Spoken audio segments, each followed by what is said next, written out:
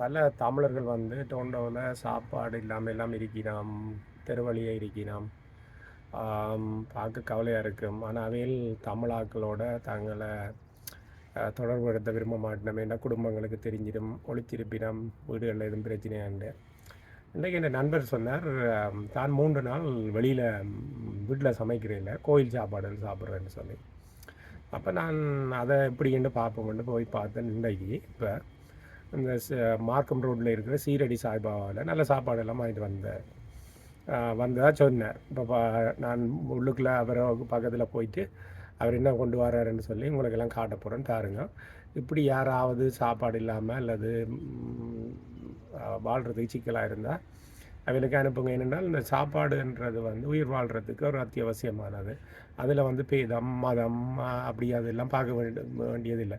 நான் விரும்பி எல்லா மதம் ஆக்களும் எல்லா இன ஆக்களும் எல்லா மொழி ஆக்களும் சமைக்கிற சாப்பாடுகள் எல்லாமே நான் சாப்பிட்ருப்பேன். அவையில் ஒரு மனுஷன் சாப்பிடலாம்னா நானும் சாப்பிடலாம். அதுதான் என்னுடைய ஒரு இது. மற்றது உங்களுக்கு பலருக்கு தெரியும். எனக்கு இந்த மதம் முறை அப்படியான சிக்கல்கள் எல்லாம் எனக்கு அதுக்கு அப்பாற்பட்டவரால் அது சம்மந்தமாக நான் டீப்பாக போக விரும்பல. பின்னுக்கு இந்த சாப்பாடை பார்ப்போம். 3 நாள் சமைக்கிறேன் இல்லையா, இலவசமாக சாப்பிட்றேன்னு சொல்லி ஒன்று வந்து இந்த சீரடி சாய்பாபாவில் வியாழக்கிழமையில் எடுக்கிற ஒரு அமௌண்ட். இது கனடாவில் மக்களே பாருங்கள், இது ஒரு 7.5 கொடுக்குறாங்க சாப்பாடு. இது ஏதோ ஒரு சாம்பார் சாதம் மாதிரி ஒன்று கொடுக்குறாங்க. இது இன்னொன்று மோதம் மாதிரி இருக்குது. இது வடநாட்டு ஏதோ இனிப்பு வகை இருக்குது. ஒரு தோடம்பழம், மற்றது இது யாரோ ஆட்கள் குடிக்கணும் போல இருக்கு. இது ஏதோ வடநாட்டு சாப்பாடு. இப்போ இனி 8 மணிக்கு ரொட்டி சாம்பார் கும்பாரெல்லாம் கொடுப்பாங்களாம். பாருங்கள் விளையாட்டில். நான் இதில் அவரை சந்திக்க வந்தேன். மிச்சத்தையும் எடுத்து போடுறேன், என்னெல்லாம் கொடுக்குறாங்கன்ட்டு பார்ப்போம். இப்படி இடியப்பம் வாங்குகிற பட்டியலில் போட்டு குடிக்கணும்.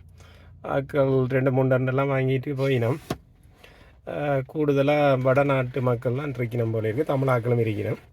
இந்த உள்ளுக்குள்ளே திறந்தோடனே இப்படி தான் இருக்குது. பார்த்தீங்கன்றால் ஒரு சாம்பார் சாதம் போல் இருக்குது, ஒரு கடலைக்கறி, சர்க்கரை பொங்கல், ரொட்டியெல்லாம் அடித்து வச்சுருக்குது. சாப்பாட்டுக்கு மதம் எதுவும் பார்க்கக்கூடாது, பேதம் ஒன்றும் பார்க்கக்கூடாது. சாப்பாடுன்றது அது ஒரு மனுஷனுடைய வாழ்க்கையின்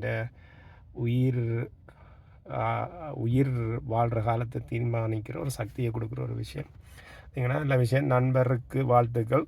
அப்படி செய்கிறார் பாருங்கள். இங்கே வியாழக்கிழமையாக, வெள்ளிக்கிழமை இன்னொரு தமிழ் கோயில், சனிக்கிழமை இன்னொரு தமிழ் கோயில்னு சொன்னார். அப்போ 3 நாள் முடிஞ்சிருமா.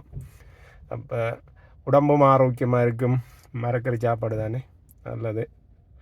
இப்படி ஒரு காணொலியை வந்து என்னிட்ட இருந்து எதிர்பார்த்துருக்க மாட்டீங்க கனவே. நன்றி மக்களே. வாழ்தலின் இது. வணக்கம்.